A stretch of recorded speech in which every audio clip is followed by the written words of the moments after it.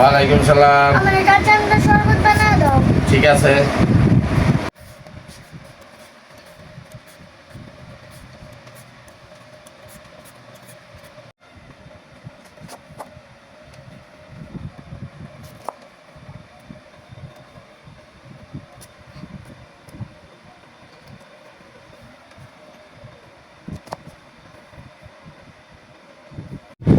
আম কাটা শেষ, এখন ধুয়ে নিতে হবে।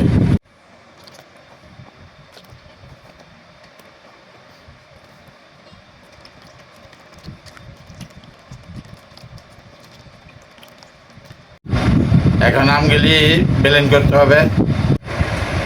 সামান্য পরিমাণ মতন পানি, একটা কাঁচামরিচ দিয়ে দিলাম, একটা ধনিয়া পাতা দিয়ে দিলাম, পরিমাণ মতন বিট লবণ দিয়ে দিলাম, পরিমাণ মতন চিনি দিয়ে দিলাম।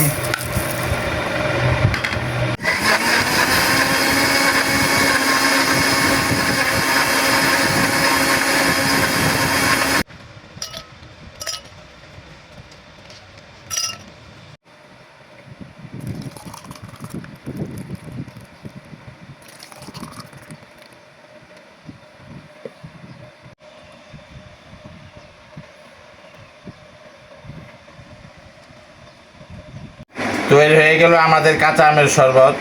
ভিডিওটি ভালো লাগলে লাইক কমেন্ট শেয়ার করে দেবেন। আসসালামু আলাইকুম।